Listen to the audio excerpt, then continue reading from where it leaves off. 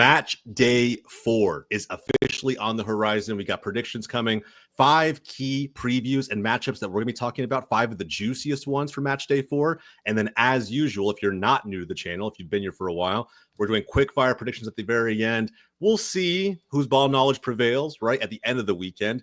But again, guys, stick around to the very end to get our quick-fire predictions. We're going to go ahead and tee things up with a great matchup.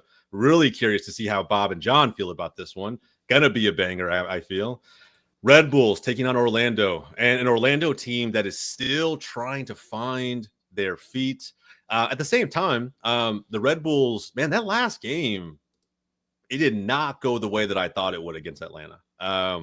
I was expecting goals all the way around. I'm sure a lot of the fans were. And not that it was a boring game in any way, shape, or form. There were definitely chances. It just didn't really fall the way of either side. 2 good teams, 2 teams that I know will be in the playoffs and in the postseason come the end of the season. But at the same time, right, let's start with you, Bob. Kind of curious how you're feeling right now about your side in the Red Bulls and what they've shown you so far heading into this game against Orlando. Yeah, so the first thing is that this is a completely different squad than we saw at the beginning of last season. They're actually really good at the beginning of last season, so I'm not sure how good of a thing that is, because they were very hot for the first third of the season, completely cooled off in the summer, and cold as ice over the last third last year. But Sandro Schwartz switched things up. He moved to a 3-man back line, or a 5-man back line, as I kind of prefer to call it there, with Nelis, Hack, and Noah Isla. I think that is a fantastic move. Those are 3 fantastic center backs. I think that Orlando hasn't been doing enough to trust, and I think that I like where the holes are now, right? Like you had Cartagena go down, and you replaced him with Atuesta, who is by all means a very good midfielder, but he just doesn't have that cohesion. He doesn't have that chemistry yet with Cesar Araujo. And I think that has kind of hurt him. He was on our podcast, the not player of the week for last week. I think he had a really, really poor game last week. And Orlando's defense has been very, very easy to get. I think that Red Bull is going to come out hot. I think Red Bull is going to come out firing. I could see this being similar to what we did against Nashville, score 2 in the first 15 minutes and sit back and let them do what they can, the rest of the match. I think that this is quite a nice matchup. And I think Red Bull, maybe you have Choupo-Moting getting one of the first goals of the season. But this defense right now, I mean, Jansen, he's a center back. Schlegel is their number 2. He would be a number 4 on just about any other team in Major League Soccer. I think that they can be gotten. They have a great goalkeeper, Galese. I can't say enough good things about that. He could stand on his head and maybe keep Orlando in this match, but that's about all I see back there. I think that Red Bull is going to go up early, go up often, and I think it's going to be a nice second home match for Red Bull as they look to, make Sports Illustrated Park now one of their, the cathedral that Red Bull Arena was. John, what was that look when he talked about Galese? What was that? I'm just wondering, Bob, did you watch the highlights from last week's game of Orlando City? Bro, it was pretty rough. I was at that game. He was in general. Which Pedro are you talking about? In general, Pedro he's looks like very good.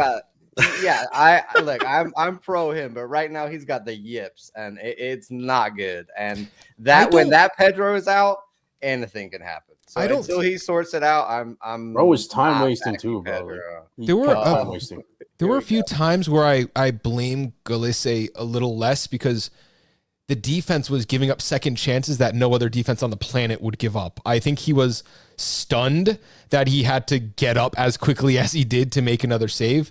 I think that overall Orlando's defense, and that's what it is. This offense is going to be good. They're going to score their goals. They are, Paslic has looked good so far.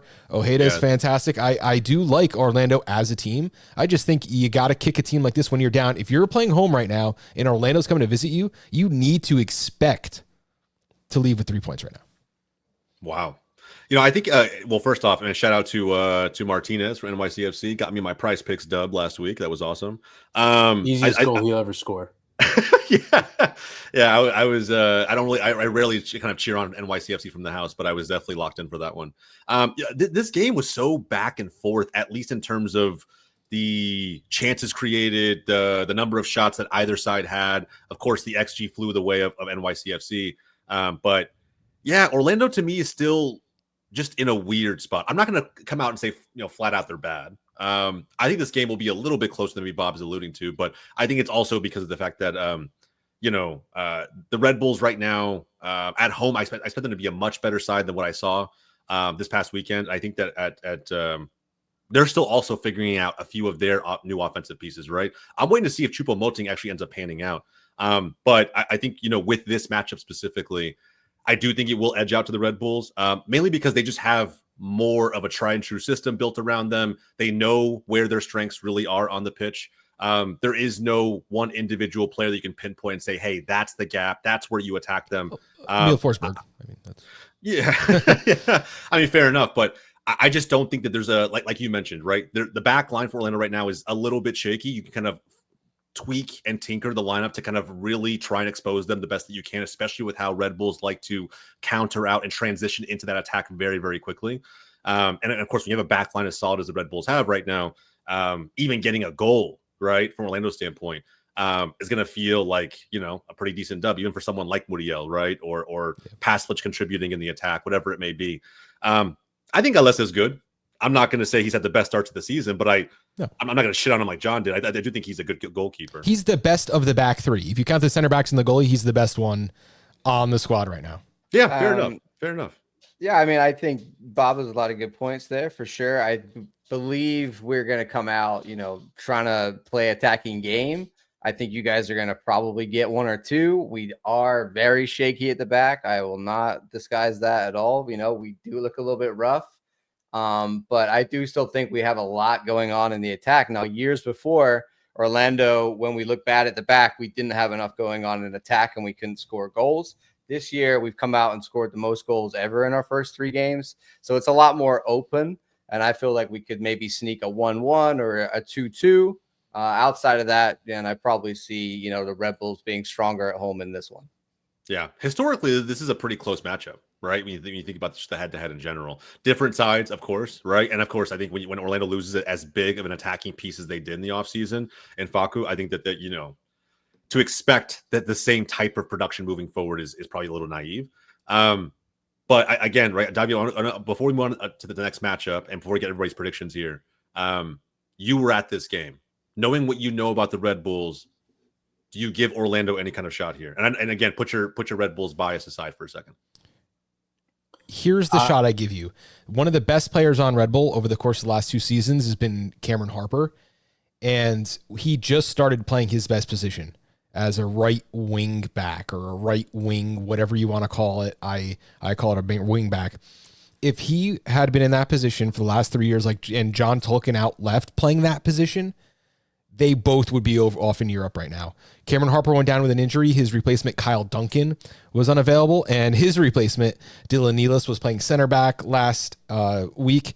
I don't know who they had, but they started Dennis Jengar there, who is an attacking right wing. I don't think he has a defensive bone in his body. So if Orlando can attack down that right side and find any success with Angulo, I think that is going to be the key to victory for Orlando. I don't think it's going to happen. I don't think Orlando scores in this matchup. Red Bulls only conceded 1 goal all season, and I think that going into a Red Bull Arena, it's going to be a beautiful weekend. It's going to be a warmer one, a little cloudy on game time, but it's just going to be electric. We saw how they came out against Nashville. We saw how they were. It didn't even look like they were parking the bus. There was no effort on defense. They're an effortless defensive team. So I like that. And the last thing that we haven't taken advantage of yet, Hack scored 2 preseason goals with his head on set pieces. You have Choupo-Moting, who's 6'4", Hack, who's 6'3", whatever he is. Naila is 6'2", Isla 6'4". This was a very small, very young team for the last 5 years. Now we got some size. I was a little worried the first 3 games they were just going to, just fling one in. Hey, whatever, put one in. And they haven't played that at all, but I want to see them get to that. I want to see if this is a 0-0 game going to the 80th minute, start flinging some balls in the middle. Let's see who you can beat. There's a lot of ways for this Red Bull team to win. I'm excited to watch them. Again, I do like Orlando. I don't want to, I need to play devil's advocate here a little bit. I do like the squad they're putting together, but right now I see a lot of gaps on that team on the defensive side. And if you're an offense, you want to see Orlando right now because it's going to change. It's going to be better in the midseason. I love Atuesta. I think he's going to get that chemistry. It's just right this second, it's a team you got to attack. Remember last year we started so bad and look where we ended. So I'm not worried. And that's when everybody, I'll be honest, man, I think everyone was like backpedaling on those Eastern Conference Finals picks, those MLS Cup DVD. Picks, right? Championship DVD, right? There were so many who had Orlando as the favorites to go into MLS Cup. And yeah, you guys did turn it around. I think by the end of the regular season, you were one of the more in form, one of the hotter teams going into the postseason. So very different side, I think, with a few different key pieces no longer there for one reason or another. But yeah, I'm going to back the Red Bulls in this one. I think it will be close. I don't think it'll be like a multi-goal gap. I think Orlando could get a goal. I think it'd be very, very tough. I think this could be like a 1-0, a 1, maybe 2-0. I think I agree with Bob. I think that a core piece of their identity last season for the Red Bulls was just that, being that team that not just transitions well, but takes advantage of set piece opportunities, especially in the playoffs. In the playoffs, it felt like watching Arsenal in the Premier League. I was like, dude, they're going to score. Like 1 out of every 2 or 3, they're going to get a really, really good chance on a set piece. And so, I think for the ways in which they can attack this game, they should probably win this one, especially considering that they're at home. So I'm going to say 1-0, 2-1, somewhere around there. Guys, we need picks. How are we feeling all the way around? Now, Bob gave me a Red Bulls win, but what do you think the score is going to be? I'd say 2-0. All right, fair enough. John? I'm going to go optimistic 1-1 tie. There we go. I like it. Back your boys, man. Davi? I'm going to go 2-1 Red Bull. Did that kill you a little bit? That pain you to say that? I mean, not really, but I mean, you guys laid it out perfectly for me. And I honestly, I'm like, just being honest, I think NYCFC should have scored more than 2 goals in that game. Yeah, fair enough. A lot of chances on both sides, bro, to be honest. A lot of chances. I don't think they had any creativity. Like, both goals were just off of chaos that they didn't even create. It just fell to them. Like, I was rewatching that game and trying to be like, okay, who made an incisive pass? Who put their team in a good position? And it was just like, it was a turnover. The ball bounced a couple times and someone put it in the back of the net. It was unimpressive, uninspired ball for me from New York City, from a biased viewer. Yeah. Well, I mean, Martinez played well. I'll give him that.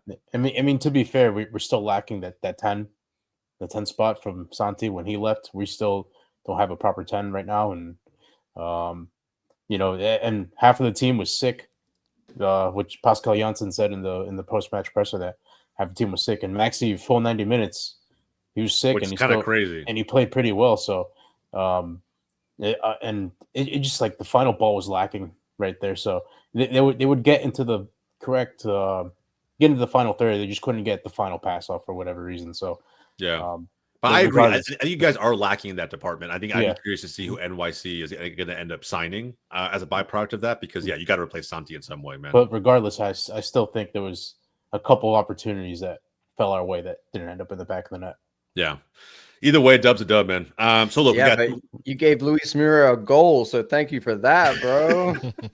Doesn't matter. We still came out and answered right away. So the fall off from Atalanta to me, and I say fall off just mainly because my expectations from Muriel were higher coming into this league. But again, we've seen it so many times, in history with this league. So it is what it is. But guys, let us know in the comments down below, man, who you guys have winning, or again, just your predictions all the way around for Red Bulls taking on Orlando at home. Next matchup, guys, we have LAFC hosting Austin. This one is probably one of the juicier ones, I think, for this week. I think for both of these teams, I'll be very, very clear here. I don't know how to feel. I really don't. I'm not going to read too much into the Sounders' loss. I'm really not. I think at the end of the day, rotation was in full effect for both sides. Seattle simply executed with their rotated side better, frankly. And then you have Austin, who was very, very excited. All fans, the Verde faithful, were lining up to see this new version of their team play. And I'm still waiting on the Brandon Vasquez train to arrive at the station. Still waiting on who's the Granada signing they had? Was it Uzunu? I think his name is. Under. Yeah. So again, right, looking at all of at Coach Nico now, right, formerly FC Dallas, now over there, supposed to just completely give them a new identity that's completely different from Josh Wolf, which I will argue that it's not that much different. That I think it's a little bit more of the same. He's just taking more responsibility when push comes to shove. But again, with this side, man, this is typically a pretty juicy matchup in the Western Conference. Kind of curious. I have my own thoughts, but I'm also very biased as a Dallas fan. I tend to not give Austin as much credit on the show, so I'm not going to go first here. John, let's start with you, man. I'm just kind of curious. I know you're an Eastern Conference guy, but I'm again just more curious as to how you're thinking about this matchup. Knowing what we know about LAFC at home with the 3-2-5-2 behind them, can Austin come in and create enough chaos to steal something here? Well, I think LA, after the last result with Seattle, are going to want to come back hard, and they're going to come back with a vengeance. They're going to look at this game at home against Austin as something that is, a redemption opportunity for them, a game where they can easily, shrug off and do better. So my biggest issue is Giroud is still a problem, and like, what are they doing with that? And it just doesn't work at all. And you got very different philosophies of play in the way that Boanga wants to play and the way that Giroud wants to play. The champions, the CCC hangover is always going to get you. I think it was delayed from the New York City game where they really didn't, inspire me. They've been kind of getting through with these 1-0s, and then it all came, to roost against Seattle when they got punished. So I think this is an opportunity for them to right those wrongs. And I'm not super hot on Austin either, dude. I think there's an opportunity here for LA to come back and potentially win it with another ugly, like 1-0. I think we're going to see a lot of that this year from this team, in my opinion. Yeah. So then a note with Austin, by the way, they have been blanked in the last 2 matchups, right? 1 home and 1 away, have yet to did not score in either one of those games against Colorado and Portland. And so, and again, these are not the most stellar defenses on for either one of those teams, Portland or Colorado. There will be opportunities against defenses like that to get your goal. They were not able to do it, and now you have to think traveling to LAFC that this is going to be a pretty steep hill for them to climb. That's at least how I see it. Davi, I'm kind of curious, man, based on your perspective. We talked about Austin a lot in this channel. Do you give them any shot in this road game? I'm gonna say no. I think just dry as hell. I like it. Yeah, I think LA they showed their attacking prowess in the first leg of the Champions Cup game against Columbus Crew. And put all their eggs in that basket, probably. Yeah, they put all their eggs in that basket, and then they almost gave it up in leg 2, but they got the goal cemented in the end. But I mean, Austin, there's still going to be some growing pains with a new coach and a bunch of new signings up front, and I think they'll get blanked out again when they go to LA. So I think LA wins this 2-0. Yeah, I think it may even be more than that, bro. I'll be honest. And before I go to you, Bob, I'll give my quick prediction. I think it's going to be, like a 3-1. Maybe they get that goal, right? Maybe they've gelled a little bit more and are able to not go 3 matches in a row without scoring, but I don't see them winning. I think at the end of the day, Austin, and it's mainly because of the manager, to be frank. I think they went out and found a manager that they're comfortable with. But knowing what I know about Nico, and I've even had a battle in the trenches of the comments of these videos, my bias against Austin, it's not solely against their team, it's more against their manager. I think he only has one way of playing. It's very direct. It's very cross-heavy. It is not very creative by any stretch of the imagination.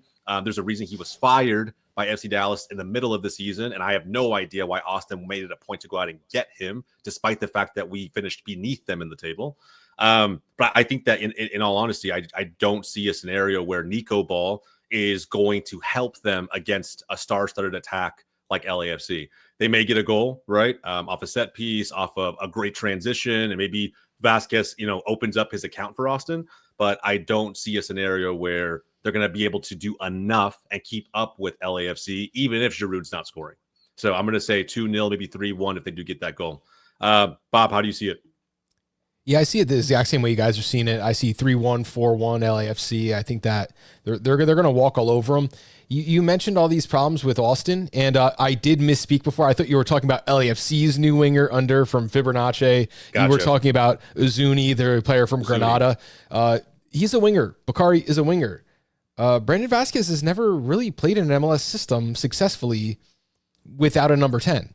And that's what this team is kind of lacking right now in Austin. I went back and I had a look at the stats for Brandon Vasquez, and he's not the 6-season, 15-goal plus goal scorer that I kind of remember him. I'm like, oh yeah, he's prolific in it. No, he had one good season.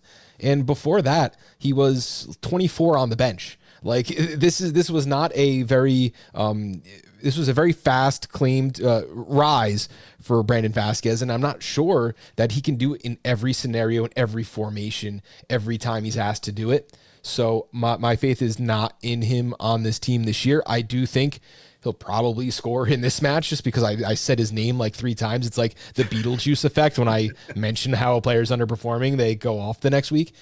But I do like LAFC. They just got even stronger with under he played in the last match for the team. But David Martinez, who was filling in on the right wing, I think was the best player for them over the past few weeks. I watched him run from, I think from the midfield line, just carry the ball. He dribbled past 6 guys, probably 2 of them twice, and put one in the back of the net in that game. Now, it didn't mean anything, but your team's down 6-1. You're still putting that kind of effort on the field. That's a guy I want to play for my team anyway, even if we're going to be bad. And I don't think this team is bad. I think that they got a lot of good options. I want to see Giroud put in the back of the net. Maybe this is the week. Guys.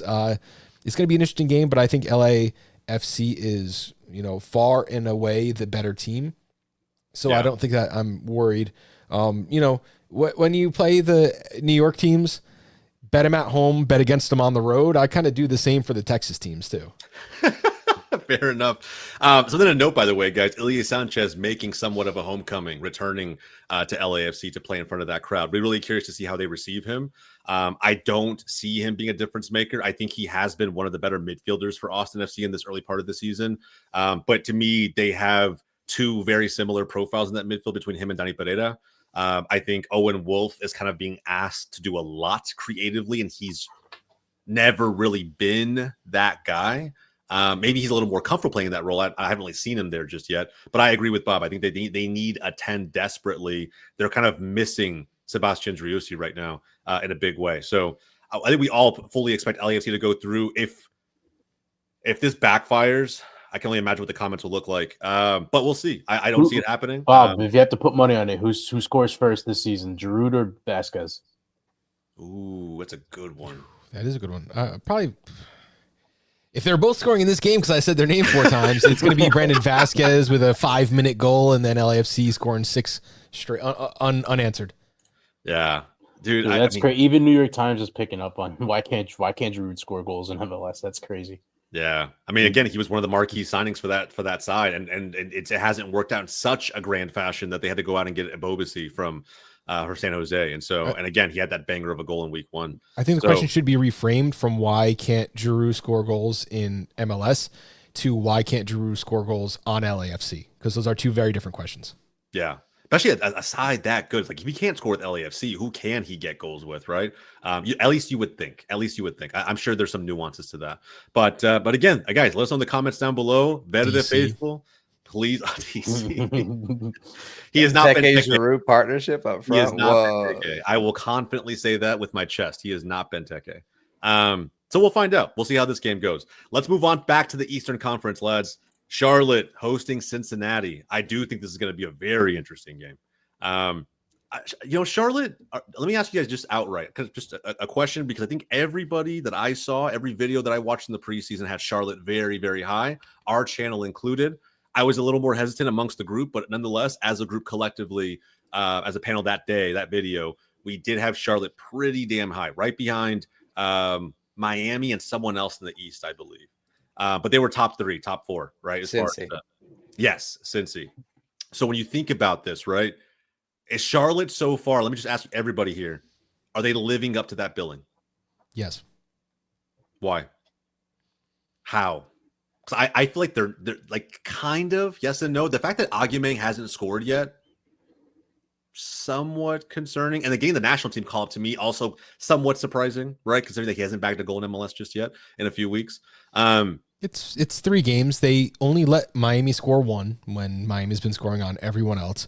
They blanked Atlanta. And this, again, Atlanta fans were freaking out this week, and I had to talk them off a ledge. You played 2 of the best defenses in Major League Soccer back-to-back, and they're going to be playing Cincinnati soon. They have a really rough stretch for the defense coming soon, and that's fine. Like, be cold now because you're going to heat up and take off. But Charlotte's defense is that good. They, drew 2-2 in Seattle when Seattle's running all over teams. Yes, those are good results. Giving up 3 goals in 3 matches against very good offenses, that is fine. I am completely comfortable doing that. They won their home game, which is what they want. And again, their coach, this is kind of like the new MLS. We're getting these European coaches, which we wanted for so long, and then we're surprised that they're playing for a draw on the road. Don't be surprised. That is what Dean Smith's going to do. He's going to do it week in and week out. So the fact that they've had one home game, they've won it, and they drew one and lost one on the road, I'm comfortable. Not concerning at all the fact that Miami went down to 10 men and still found a way to win that game. No. All right. Fair enough. Maybe it says more about Miami, and then doing it without, Messi, which was also a kind of a big sort of not a red flag. That's probably the wrong word to say, but it stood out to me, right? Looking at that game, when the red card came through, I expected Charlotte to really open things up and go after them. And we saw a little bit of that. But I think I just expected to see more. But again, we're only 3 games into the season. So with this hosting Cincinnati, right, we know this is going to be a tough game. Are they going to be able to stop Denke, right? And kind of what he's been able to do. I feel like him coming into this league, he's gotten off to a pretty decent start. Already have a couple goals. And I feel like he will be a problem even for Dean Smith's stellar back line and his tactics that I know he'll implement for this game. I think it's going to be a close one, man. So let's start with you, Bob. Kind of curious, going back around the other way on this panel. Prediction time for this game specifically. 2 good defenses. Who's going to edge this one out and why? Charlotte. I mean, it's like watching an SEC football game when you go down into that stadium down there. They're going to have the fans going. It's plus 125 for them to win, so you're solidly in the plus money too. I like Charlotte this season. Cincinnati's got a little bit to prove to me. I'm not so concerned about Denke long term, but he has a lot of minutes on those legs in the short season so far. So I think that he's going to be less threatening than he would otherwise be for the next week or two, just until he settles into Major League Soccer. I got nothing. I think that Charlotte's a better team. They only need 1 goal to win in this match. I think this is going to be a low scoring game overall. 1-0 Charlotte. All right, fair enough. No one sees an Evander maybe coming out party in this one. I think if they stop Denke, Evander probably with a moment of brilliance just probably ties it up or maybe wins it for Cincinnati. But I mean, now that they're at a CCC, they can focus on the league. So then Denke's now gonna have that rest in between the games now, because CCC puts a lot of mileage on these teams, and once you get out of CCC, it was an epic exit, by the way, exit against Tigres. Unraveled pretty quickly in about 10 minutes. Insane, bro. It felt like watching Dallas or Chicago all over again, to be honest. I think that, when you so with Evander, and keep in mind, Luca Orellano's also back, right? Yeah. And he looked good in the Triple C. That crazy assist. He had a good highlight. Yep. Yeah, fantastic highlight. Everyone I was talking about the goal in the timeline. I was like, dude, that assist was amazing. And so I think when you think about getting these pieces back, right? Denke's, he's already kind of firing off. Orellano's in the mix. Kubo's still Kubo. I mean, at the end of the day, it is what it is. Evander's there as well. He was the best player on that team for the last 2 matches that they played. Yeah. I think I just, with Kubo, my expectation of him is never to be the guy carrying the squad. And that's why I kind of say it the way that I say it. He's very much a supplemental piece that does work out more often than not for Cincinnati. And then, of course, you mix in guys like Evander, Corey Baird, as someone who's got a little bit of pace on that outside. So I think they can create problems for Charlotte. It's just a matter of whether or not they can finish these chances that they might get off, right? So I think this will be close, man. I actually think for me, it's probably going to be a draw. I think like a 1-1, something along those lines. I think that this is a very tough stretch for Charlotte. I agree with you, Bob. I think at the bank, it's going to be very difficult for Cincinnati, but it wouldn't surprise me if they learn something from that Triple C exit and come out swinging in this one the best way that they can. That's just my take there. And John, how you feeling about this one? Yeah, I think it's going to look similar to the Charlotte Atlanta game. I think, at home, like Bob said, they're extremely good defensively. I think it's very difficult for teams to go there and score, even if you are the likes of, Cincinnati and one of the best attacks in the league. Just like Atlanta have a very, very strong attack. I think this year is more about how often are Charlotte not able to score more than how often are, they get to concede, like we saw in the Miami game. Even though they only had 10 men for Miami, they still couldn't put enough together attacking wise to be able to get that one goal to tie it up. So yeah, they just need one at home. I think they're going to get that.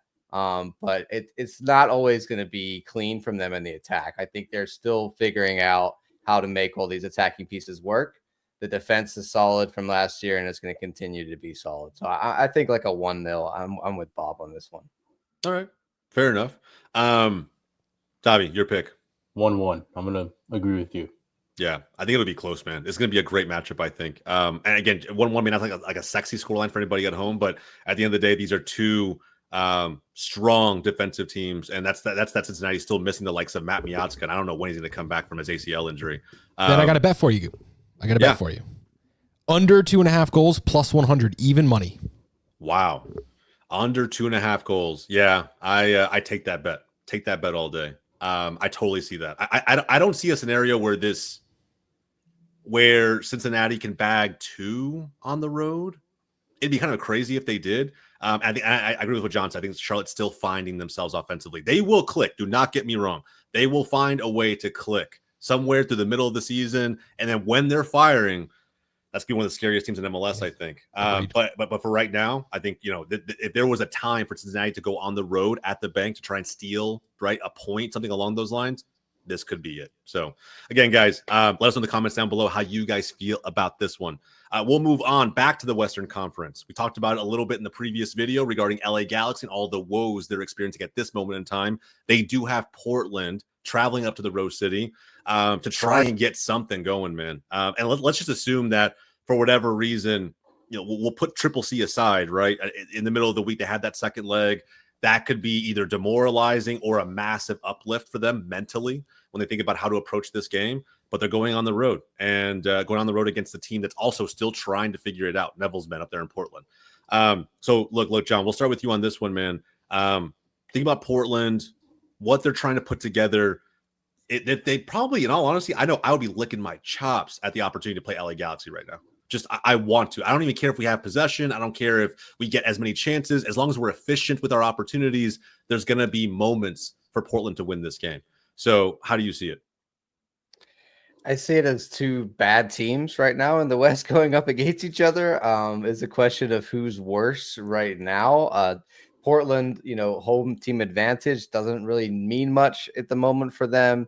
I'm really negative on Phil Neville. I gotta say, I think it's shown with Miami it didn't work. He's had time at Portland, it hasn't worked. They didn't get rid of Evander. They lost Evander, and they've replaced him with DaCosta, who's maybe going to be good, maybe not.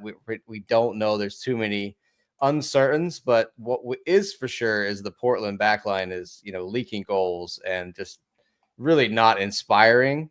Obviously, we talked a lot about LA Galaxy and their problems too. So I think this is going to be a game of errors. And it's hard to say who's going to win it, really. I think maybe Portland, just like out of default, because Galaxy are so bad right now. But maybe Galaxy looked at this as a redemption game, a game where they can come back. So either way, I think the quality is just not going to be very good.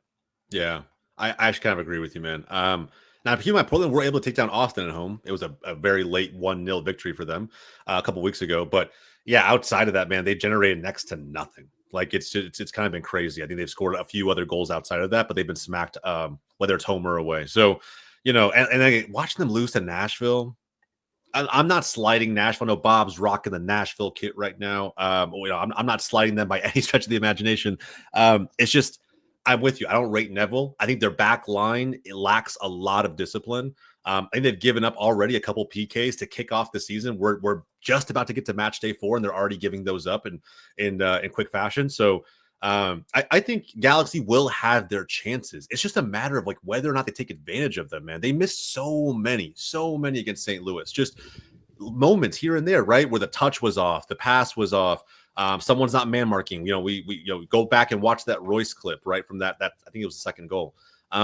There's so much lacking on the Galaxy side that it just makes me question, right, frankly, whether or not they can get at least a point from this game. Man, I think it's going to be the battle of mid in this one. It could be like I see a draw. Like I don't see right now. I do not see a path for Galaxy to win this game. I just don't. Of course, I think when you're in your bad form, you're in your bad form. Am I wrong about that, Bob? No, I don't think you're wrong about that. And Portland was very good at home for all their problems at the beginning of last season. They played pretty well at home through most of it. I just think that we are discounting Galaxy a little too much now that we're thinking that they might lose to Portland. I don't think things are that dire. It's tough. Like because even when Portland's at their worst, they're still pretty good at home. Right now, Portland is plus 125, which is one of the best home team prices you can get, which means that Vegas is not very confident on them. But you can get LA Galaxy plus 190 outright if you think they're going to win. I like LA Galaxy on the double chance. So LA Galaxy or draw in over 1.5 goals, minus 110. You get 91 cents back on the dollar. You can bet on that match. That's most likely where I'm going in this one. Something's got to give, and I think that this is a good match to do it. Let's say Galaxy crashes out against Herediano tonight. Maybe that gives them a little boost. Maybe that's actually a good thing for the team. I don't know. I just think that we've fallen too far when we're talking about LA Galaxy doesn't stand a chance. Again, yeah, of course they stand a chance, but the odds aren't reflecting it right now. So while I might not like the match, and I might agree with you that it's risky all around, the price is baked into it from a betting standpoint that there's value on either side that you're on here. Yeah, fair enough. From a betting standpoint, I think it's definitely easier to look at it that way for sure. The value is definitely there. Oh man, just the eye test is so horrible with this Galaxy team right now. And I think if they go out of the Champions Cup tonight, and again, people who are watching this, the next day, right? We'll know for sure at that point. But I actually think it could be completely demoralizing for a number of reasons, right? I think that fan base was teeing up for these competitions, all the competitions they had coming into this season. They were making several signings in the offseason to prepare for those. And if you go out at one of the biggest ones this early, I just don't know how the team feels going into the Portland game. I really don't. You have to then travel, right, and try to figure out how to get something out of this so that you can start working your way back to where you know you can be. Not even where you think you could be, where you know you can be as a team. I like a draw on this one. I would take that bet that Bob kind of mentioned. I think it's going to be a draw. I know it's like riding the fence. It's not sexy, but I can see them getting a point and maybe trying to build off that. We have a thing called implied probability in gambling where you take the odds and there's a calculator and it tells you what percentage chance you would get. LA Galaxy at plus 190, the implied probability is a 25.64% chance of winning this match. If they play 4 times, does Galaxy win once? Yes. And for me, so that's a slam dunk. All right. But Davi, how you just want going? I think it could be a draw. Just the way Portland played with Devil, and they gave up 2 penalties. If their keeper hadn't saved both of them, it would have ended up 4-0 in Nashville's favor. So also LA, they're a good team. They're just not clicking right now at the moment, and I think at some point they're just gonna click. And I think if they lose 4 in a row, that's when you really start to hit the panic button. Yeah, especially to a Portland team that lost their best player and then having to replace him with DaCosta, who's a good player in his own right. Only reason I know him is because he got a Team of the Season card, I think, last year in Ultimate Team. So, but he was fodder anyway. So fair enough. I think the thing that's most telling is that I was the one crapping on Galaxy at the beginning of the show. We started with me 15 minutes talking about how bad they were. Bro, and I'm still like, no, guys, like they could win this match. And I'm the only one saying that. Like, are you all just worse lower on them than I am? Bob, I'm with you, man. I feel like Portland are worse overall than the LA Galaxy are. And I feel like, but you got to look at it current. The Galaxy form. are looking at every game like which game are we going to turn it around? And this is the one that's like, yo, look, we can go to Portland and get a win and then kickstart our season. So it can happen. Like I said, this is the team that won last year. Yes, they're playing terribly, but there is quality on that roster. Whereas Portland remains to be seen. Yeah, fair enough. And I'm not saying Portland's the better team by any means, right? It is. We know who the better team is. It's just form is so important, right? Like And when you're in this type of a rut from the Galaxy's perspective, and that's probably the best way to put it, is that they're just in a rut right now of bad form. I don't know where or who is going to be able to pull them out. I'm waiting for someone to step up. Normally, I look to Ricky Puig to just find a way, right? And now they don't have that, and they just feel lost. Kamal Miller, bro, he'll help him out. Yeah, probably. I think going to be that. I think they had a way without the Puig. It was an MLS Cup where you had Brugman and I think was it Fernandez or they had it was Delgado also in that Delgado. Well. They had Delgado and they had Brugman in that midfield, and that was just absolutely killed the Red Bulls in the first 15 minutes of the game. So and they let both of them go due to salary cap restrictions, which is another reason why you need to scrap the thing, just get rid of it completely. They got no games. Yeah, exactly. And bro, they're making MLS Next Pro signings to try and give them something. Exactly. That's what I'm saying. If you guys are anybody at home wondering why I'm not high on Galaxy, that's it. They themselves are panicking a little bit right now. And I think the Paintsel injury as well, that has a lot to do with it. But even if he comes back, bro, if Paintsel comes back, who's going to give him the ball? Who's going to feed him? Who's going to create the opportunities that he got in MLS Cup in the final, right? You mentioned Brugman. He does. Yeah. That's his job. Yeah. I mean, kind of. I mean, wingers, yes, they can create their opportunities, right? But there's still so many moments in transition where those balls over the top, those through balls in from Ricky Puig to just with the runs him and Peck were making behind defenses, right? They can make those runs all day now. Who's going to feed them? Is it going to be Royce? Is it going to be Fagundes? We haven't seen it yet. It's not going to be Royce. Yeah, I don't know, man. That guy's on his Andrea Pirlo arc. Pirlo just rests. He just rests on the post on a corner. He just lets the ball go in. Yeah, I don't know, man. I don't know what has to happen. The Galaxy game, by the way, has officially kicked off. We're 3 minutes in. And Vancouver eliminated Monterrey on away goals. I saw that. That was interesting. There is a lifeline for MLS in this competition. It looks Miguel Berry hat trick incoming. What? Stop. We're not talking about Miguel Berry in a good way on the show. We're not. It's crazy that their two forward options, by the way, are Ramirez and Miguel Berry. Just let that shit sink in. That's who their goal scoring threats are. Threats used very loosely there. So I don't know, man. We'll see. Maybe they could again find a way to just pull it out of themselves and completely prove me wrong. If they do, I'll hold my hands up.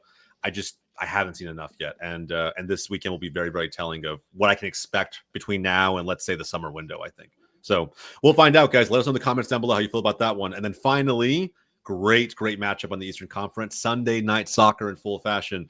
Atlanta hosting Miami. The Mercedes-Benz going to be packed for this one, both in the red, black, and gold, as well as a ton of pink, a ton of Messi jerseys, I'm sure. Miami, again, man, coming off of that, I would say somewhat impressive, right? No Messi, pulled down to 10 men in, 30 minutes in?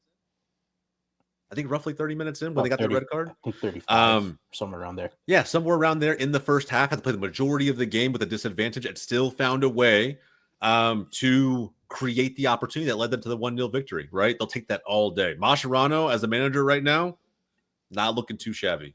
Not looking too shabby, especially when you think about the fact that it wasn't Suarez scoring the goal, wasn't Messi because he didn't start that game. It was Allende. Right, who I think again, right? We look at some of the pieces after you lose someone like, was it Gomez that went to Brighton? Gomez, yeah. When you lose someone, I think I thought he was pretty damn good. And backfill him with someone like Allende, they just pick up right where they left off. And Miami looks like even going on the road, where again Atlanta has never been a place they want to play. I think they were winless against them in 2024, both home and away in the regular season, and of course the epic playoff exit. So when you think about this game now, what it means for Miami to maybe get some revenge game incoming, how are we feeling about this one? How do you think it's going to go?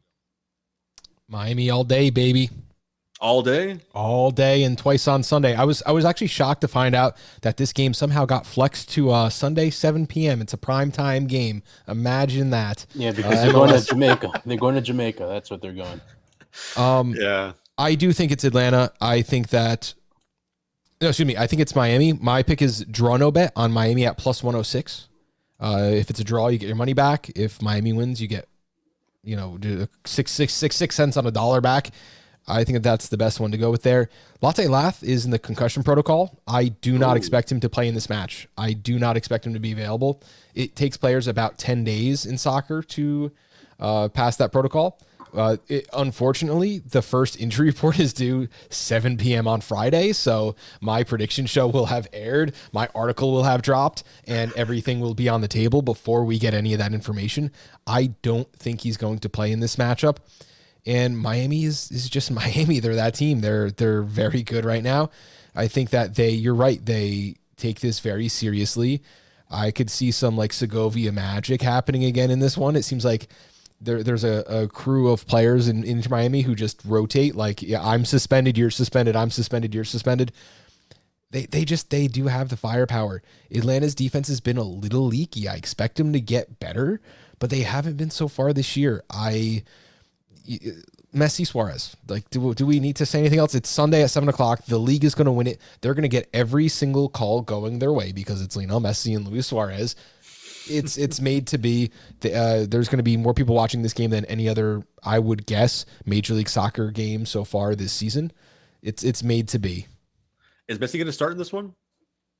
Does it matter? I don't know. I mean, He matters a little bit. He's on the plane to Jamaica, so you would assume he plays something. Yeah, I mean, look, in that Triple C game, of course, which, by the way, just the fact that he's never played in Jamaica it's just hilarious. I love that he's going out there to try and, get that experience for himself. But, yeah, Bob, I see what you mean was, does it matter? Because 15 obviously minutes. with 10 men. If you could tell me 15 minutes, sign me up. Yeah? You think he bags a goal or a contribution, I should say, in that 15 minutes? It's a loaded question, man. Yeah, fair enough. I don't think so, because if he plays 15 minutes, it'll be just to wave his hands and shake, kiss some babies. I don't think that if they're tied or down, he's stepping on the field. So hopefully it's meaningless minutes. So hopefully it's not meaningful minutes, because Miami should be up. Yeah. I think even if he doesn't start, I actually don't mind having Allende and Segovia out there. I really don't. I think the guy that stood out most to me was who was creating alongside. I say Busquets really wasn't creating, but I think he did a pretty damn good job just sitting in the middle of the park against Charlotte and doing what he had to do, especially when they're down to 10 men. But I think Yannick Bright was literally all over the place, man, all over the place. And a young midfielder. What was that? That's one of their promising youngsters down there.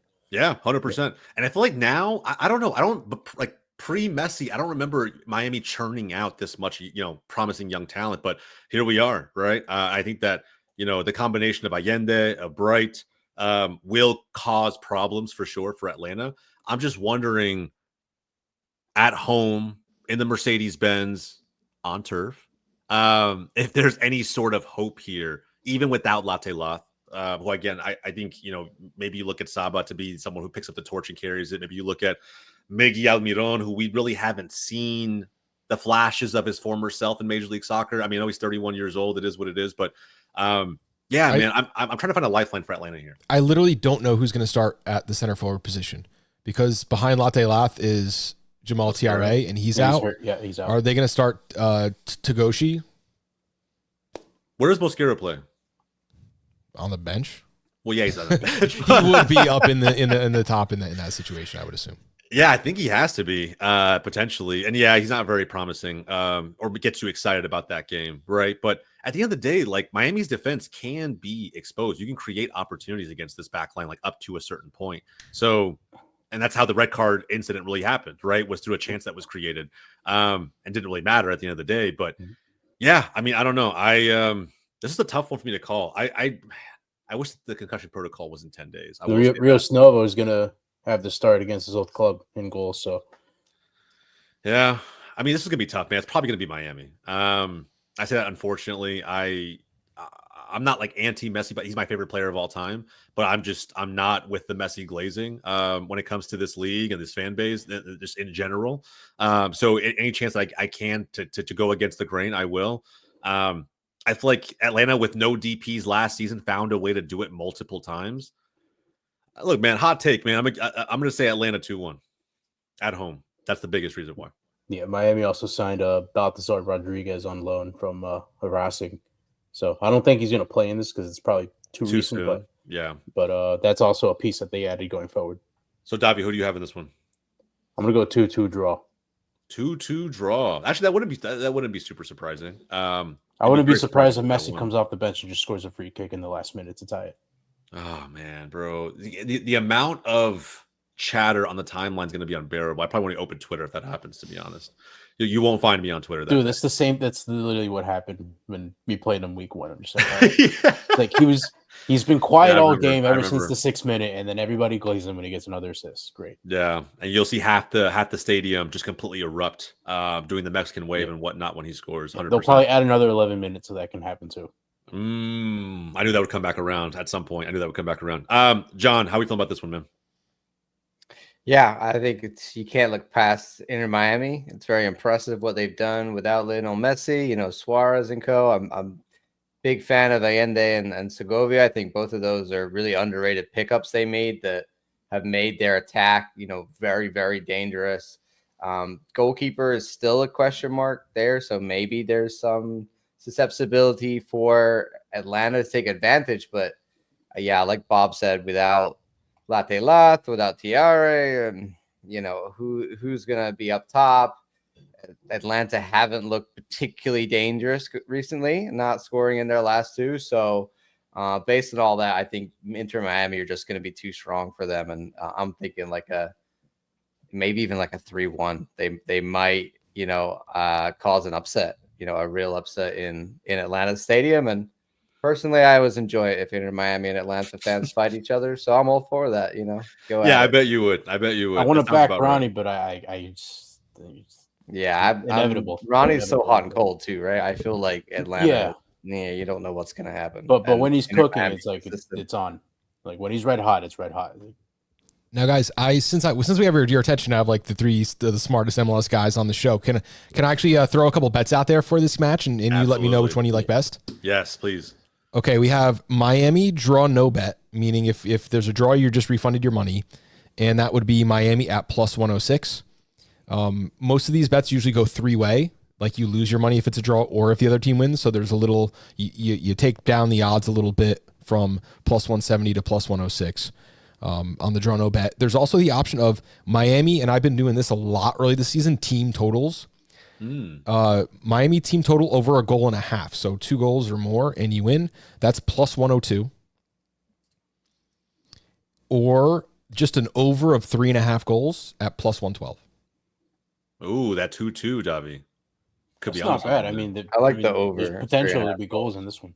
Yeah, potentially. I think if Miami gets off to a hot start, even without Messi, like Atlanta has to figure something out. And I still think Dyla will have something up his sleeve for this game. Again, if Gonzalo Pineda can do it without his 3 DPs, I gotta believe Ronnie Dyla can do something, right? I mean, he's a proven winner in this league. So yeah. I just think that there has to be something there. Now, my biggest question, because I find myself wondering this every week.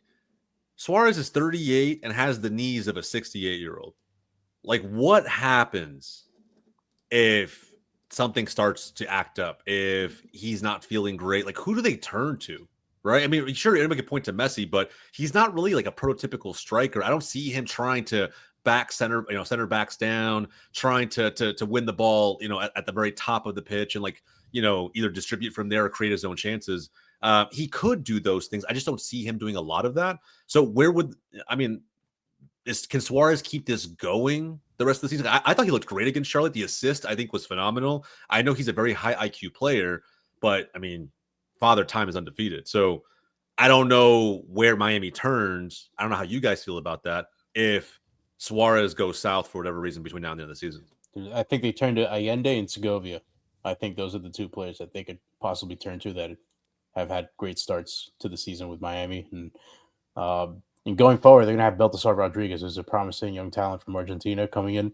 So they could also turn to him, but it won't be in this game if that hypothetical does come to fruition. But they have a decent amount of youngsters. I mean, the youth academy is producing, and they just keep finding these young Argentines in South America to come up here. And it's crazy, man. Yeah, exactly. Yeah, it's literally Messi, Mascherano, Suarez, Alba, and Busquets. Those 5 are just running the thing. Yeah. I think that there's more to it than just I want to play with Messi. It's I want the eyes that Messi has on him. on me too, and it's worked out for a lot of guys it so just far. bleeds. It just bleeds through. As far as Suarez goes, I mean, his legs could fall off like a Monty Python sketch as long as I can bet on it and I know when he's playing and when he's not. I could care less. They'll pull some young stud out of Argentina or somewhere else in South America for $14 a season. You know, he won't even be on a DP contract. He'll be making league minimum to go up top and catch best passes from Lionel Messi and be on Apple TV on Sunday at 7:00 because Inter Miami has primetime games from now for the rest of the season. So, you know, they're going to find a way. I'm really not terribly concerned about it so far. Yeah, that's fair enough. I'm just wondering if they ever rue the day that they let go of Campana.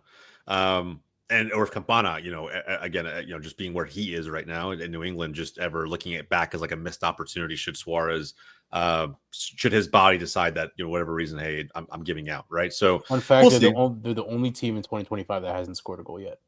The Revs? The Revs. Yep. Sounds about right. Sounds pretty spot on. Caleb Porter got more than a lot of work to do, but we'll talk about them another time. Actually, hopefully not, because there's nothing really great to say about the Revs.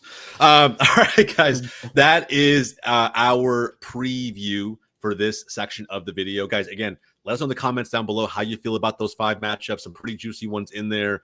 1 or 2 lopsided ones based on how we feel going in. But again, if we're wrong, let us know in the comments down below. We got quick fire predictions to conclude the video today. Again, the rest of the matchups, as far as the slate for match day 4, we'll spin it through really quickly. And of course, Bob, as usual, if you got a good bet for any of these matchups, throw it out there, man. I want to make sure that our audience is locked in for those. Scrolling back on my iPad now so I can pull Let's go, baby. I like it. All right, man. First one, not a juicy one, but we'll talk about it anyway really quickly. Toronto hosting Chicago. I can't believe I'm backing Greg, man. No, stop, man. One comeback against a team that's figuring itself out. Toronto are the whipping boys. Jose, do you remember when I told you got to watch out for Chicago? And then it came back last game, man. Hit him in the ass. You got to start giving Greg a little bit of faith. He beat himself. I'm taking Chicago. You're taking Chicago? Plus 210 gives it an implied probability of 32%. Chicago's got it better than 32. Toronto is awful. Are trash. They're the whipping boys, man. Yeah, that's the bigger reason. Anybody versus Toronto. Anybody. I will hear the Toronto slander. I will not hear the Greg's a fucking amazing coach. He's turning this team around. I'm not going to hear that. I'm too bitter from the. I'm not backing that either. But Toronto's just so shit that I have to back. I just like winding you up, bro. I know, bro. I'm like, God. All right, it's fine. I'm going to say a draw. Okay, fair. DC hosting Montreal. Bro, this is another one. DC. Give me Benteke. Yeah, give me Benteke. DC is minus 170. It's unbettable how favored they are right now, but I will take them to win. Yeah. 100%. Davi, same? This might be the stinker of the week, lads.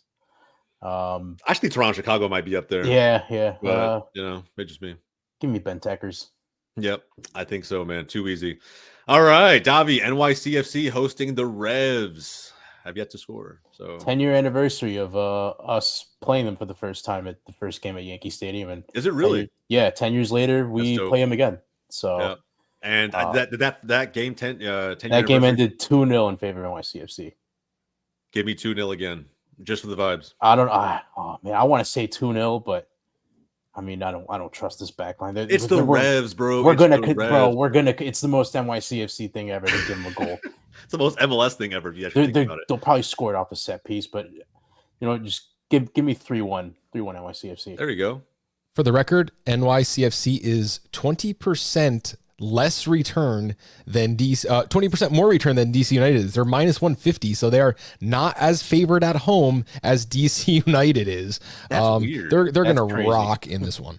Yeah, I think so. Baseball stadium on top of that all. Yeah. Just give me NYCFC by 1 million. I'm going to say 2-0, but I wouldn't be surprised if it goes much higher. John? Yep. Revs play on turf too. Look, we're not gonna get into baseball, man. I'll be here all day. So. Hey, you guys made that joke. Nobody who ever makes that joke, nobody wins. So please keep them coming because that means more wins for us. Please. Yeah, fair enough. Like Davi will take that shit all day. Question: if it's ugly, do we think Caleb Porter out? Does that start to come? No, get louder. Not yet. I'm saying it should be very loud. If it's 4 or 5-0 NYCFC, does it get louder? it has to get louder. I don't think they're going to sack him immediately. I think at the end of the day, like, we think about firing someone like 4 games into a season, it's because the expectation just wasn't met. What was the expectation with the Revs? There's no way in hell. Like, he's rolling on from last year, and they gave him all the players, so their pressure is higher than ever. That is true. They did give him more than a few players this offseason. There is that. Maybe it takes time to gel. Again, 4 weeks in, it'd be crazy. Unless NYCFC slapped them, I don't know. I think it's still a little bit early. But again, my opinion. Sporting Kansas City hosting Minnesota. Do they break the duck here? Do they break the negative streak? No, Minnesota wins. Minnesota wins. Yeah, give me Minnesota, man. I think it's probably going to be. And if it's not, Kansas City would have shocked probably the world because they're the boys of the West, Kansas City. Yeah, they are the worst team in the Western Conference. All right, Dallas hosting Vancouver. This is so tough, bro. This is so hard. Vancouver. I was hoping Vancouver would actually lose to Monterrey to be a little more demoralized, and they keep moving. I think travel will play a big role because they're coming back from Mexico and they're going to have to play against Dallas. And I don't know how hot it gets down there around this time of year, but it's going to be. I got these, man. The betting guys got it's going to be 64 degrees, 14-mile-an-hour winds. Cool, balmy night. I think Dallas bounces back 2-1. I needed this game in July. 100%. I need the Texas heat to be a factor. Gald's out. Yeah, but wait, did Brian White get called up? I don't think so. I don't think so, no. Still have White though, so something to think about. The guy Vancouver look hot, man. Yeah, I mean, go against them right now. I'm going to say a draw because I'm biased. I'll be frank. I'm going to say draw because it's my team. But at the end of the day, like, if Dallas does not figure out how to stop teams in transition, which is what Vancouver excels at, I don't know how dicey this can get for Dallas. I think at home, last week has to be so embarrassing that they come out swinging in this next game in a massive way. And even then, I still think it's maybe a draw. Bob, you said Vancouver wins? No, I said Dallas wins. Dallas wins. Okay. What were the bets for this one looking like? Dallas plus 120, Vancouver plus 200. Okay. Interesting. Maybe I should switch to Dallas wins. You know what? Fuck it. Give me Dallas wins, bro. Yeah, I'm locked in. Vancouver to Dallas is just about as far as you can travel, right? It's not Vancouver to Miami, but it's just about. What is it, like a 5-hour flight? Something along those lines? It's crazy. 5, 6, yeah. All right. Well, up FC Dallas, man. We'll see what happens. Houston hosting Salt Lake. This one's interesting. Salt Lake should win because Houston has just been a shell of themselves defensively, but I don't know, man. Maybe Jack McLennan hits a banger in this one and gets them going. I'll win because I'm not watching. Fair enough. I like that take. I like that take. Tie, bro. No goals, here? Nothing. Like the most boring game you ever saw. This is your snooze fest of the week? Yeah. Okay. Bob, you too, I take it? You're not watching this one? Davi? This might be up there with stinker of the week. Yeah. I'll say 1-0 Houston. The McGlynn banger is the difference. Give me. Nah, man. Give me 2-1 Salt Lake. I still have yet to see anything from Houston that makes me feel a little more promising about them. I think they'll figure it out at least a little bit. Get to a place where they're stable. But right now, with Bartlow basically gifting goals to the attack, I don't know how that happens. St. Louis hosting Seattle. St. Louis coming off that 3-0, maybe feeling a little good about themselves, playing in front of the St. Louis faithful at City Park, hosting Seattle, who also just thumped LAFC. I think it's a push. That would be very St. Louis-like, be on brand for them. It would. I mean, well, they do the win at home, draw on the road thing. Seattle, you got Arriola with a knee. Pedro de la Vega left the last match. Not that he's done a terrible lot for the team. St. Louis is a hard place to play, and this is one of those things. West Coast teams coming East Coast, there's always a little less offense going there. And as much as St. Louis, they're at a disadvantage going out west every week to play. When they do have home and field advantage, it's against a West Coast team. So I think that's enough to kind of even it out. I'm going to take a draw. Yeah, I was going to say draw, just also because, I think you said, I also think that Seattle starts seasons off slow. I know we saw the LAFC 5-goal match from that attack. But again, 2 rotated sides due to Triple C. I think it was an anomaly. I think Seattle will go back to kind of what we know that they typically are at this point of the season. So I'm not going to say 0-0. It's probably like a 1-1. Davi? I'm going to say 2-0 St. Louis. I think they compile on the misery from the midweek Champions Cup knockout for Seattle. Interesting. John, did you put yours in? Yeah, I think a tie. Yeah. Damn, 3 draws. Well, St. Louis City might be that team, man. That the draw kings, as I call them. That it's like what they excel at are just finding a way to get a point wherever possible. We'll see how it goes. San Diego hosting Columbus. This is actually a very interesting. What a juicy matchup! It actually kind of is, bro. At Snapdragon, again, matchup. it's such a new atmosphere. It's still very exciting. The results have been somewhat promising for San Diego and Columbus. I don't know. It's really weird. They're in a good spot. They're top 3 in the East, but their fans are already complaining on the timeline. Already not very thrilled or happy with what they're seeing in this new look attack that they have. So they could shut the haters up in a massive way in this game. But again, it is East Coast to West Coast, so you got to factor in the travel. You know what, man? Just for the shits and giggles, give me San Diego. They are just about even money. San Diego's plus 150. Columbus is plus 160. Draws at plus 250. This is just about this is about as level as you can get, which really it means that there's a heavy lean towards the Crew since they're on the road. I don't see it. I like San Diego. I won't be betting on this one because I don't think I'm seeing either of these teams very clearly right now. I think Columbus should be in a lot worse shape than they are. If I gotta pick someone, I'd pick like Franco Negri as a assist or like Dreyer as an anytime goal or assist, something like that. I'd attack it, something like that. I will be watching this game. Yeah, 100%. So you San Diego, John? It's tough, man. This is a really tough one to call. I feel like San Diego have started so brightly, but it could all just, I feel like there's so much of it is built on them, having that sort of high energy soccer game that might not work every single game. So I'm kind of waiting for that one where they aren't able to play like that. This could be it. Columbus have dealt with this kind of thing a lot in the league. They know how to deal with a team of what San Diego is trying to do. So it could be that Columbus goes in and shows them, this is how we do in MLS. It's really hard to call this one. I'm struggling to pick a winner. I am switching my official play to Columbus Crew because I was like looking at, I'm like, the coach is going to find, coach, wait, Columbus, they have Wilfred Nancy and San Diego has a grown man who calls himself Mikey. Hey, man, look, Mikey Varas is I'm not going to stick up for Mikey Varas. I was never really impressed with him at the national team level. A grown man called himself Mikey. By the way, LA Galaxy are now pushing on the board, triple T wise. They're up 1-0. So they're coming back already. Stop. We're not doing this. And that's it. No more panic. Everybody shut it all down. I'm not going to post the video. Did Miguel Berry score? Was it? No, he was there, but it wasn't Miguel Berry. I would have been shocked. Yeah. Ude, so I think it's a fullback. Davi, who you got in this one? 2-2 draw. Ooh, that's actually, honestly, man, back and forth shootout. It's not a bad shout, just considering what we've seen for these two teams already. But I agree. I would not make a general consensus on where these two teams finish the season based on what we've seen so far. Still very, very early for both sides, and in their own rights, both looking pretty decent so far. San Jose versus Colorado. It's also a decent one, actually. Give me the Quakes.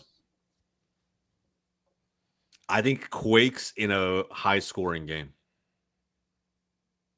I think it's like a 3-2. I have no bearing on this game whatsoever. I'm going to take the home team, San Jose, but sometimes like you just don't see it clearly. Like if I told you San Jose won 4-0, no one here would be shocked, right? No. If I told you Rapids won 4-0, no one here would be shocked, right? If I told you 0-0 draw, no one here would be shocked, right? Like there's too many variables.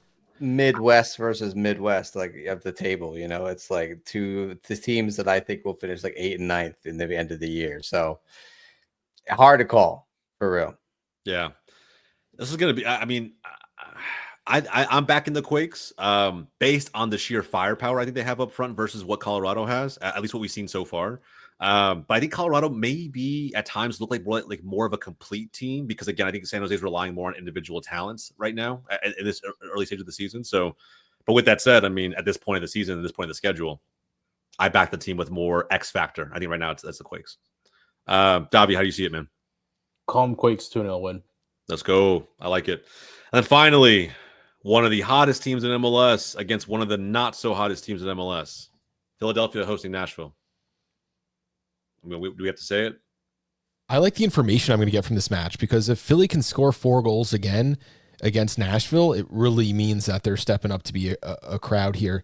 They're at -125. They're heavy favorites. I think they do get a win, but I think that we see maybe a little step back from the offense, maybe a 2-1, maybe 1-0 squeaker.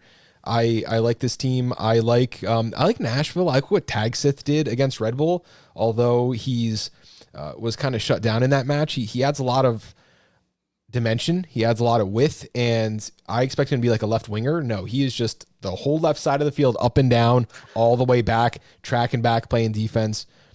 I like him, but Philadelphia is going to take the win, but I don't think it's going to be a blowout. Fair. Keep in mind, guys, too, this is the highest scoring team in MLS against a team and the Eastern Conference against a team who is tied for second lowest scoring team in the Eastern Conference. I got Philly. I think, it's going to be a continuation of the same thing. I think that high energy press in soccer, man, it's going to catch a lot of teams out the way they're playing it under Carnell. They seem to have adapted his system immediately, and they've got a good squad of players. So I think they're going to be a threat this year, back up in the East of top 4 from what I've seen so far. And Nashville, I just don't see them being able to keep them out. So I go like 2-0 Philly. Davi? I'll back Philly on this one. Yeah, bro. I'm not gonna lie. I think it's gonna be like a 3-0. 3 could get up to 4. I think Philly, and it pains me to say it because I don't really care for Philadelphia sports fans in general, we'll put it that way. But I think at the end of the day, like right now, Union look too strong. And I think that against Nashville, I mean, hell, like it's really anybody at this early point of the season, I would probably back the Union just based on what we've already seen so far. So I'm not gonna lie, I'm just waiting for them to burn out. They threw batteries at Santa. Yeah, that sounds about right. Yeah. That sounds the most spot on Philly sports fan thing I've heard in a while. Does anyone actually know this story?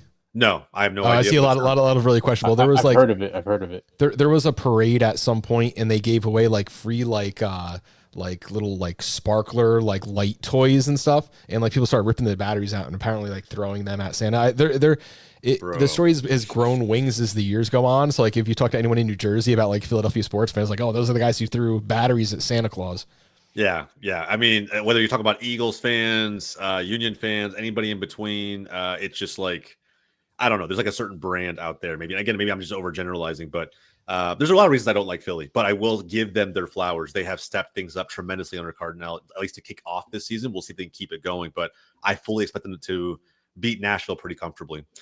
All right, guys, that's it. Those are our quick fire predictions for match day 4, as well as our preview of those 5 really key matchups in match day 4. Guys, if you haven't done so already, do me a favor. First off, if you enjoyed the video, enjoyed the content, like the video down below, subscribe to Goals TV. Every week, we're bringing other independent content creators from their channels over to this one to help us preview and predict how every one of these match days and match weeks are going to go throughout the remainder of the season. So again, if you're all about that type of content, like, subscribe, comment down below, right? If you disagree with any of our picks, always happy to have those chats. I will engage with you 100%.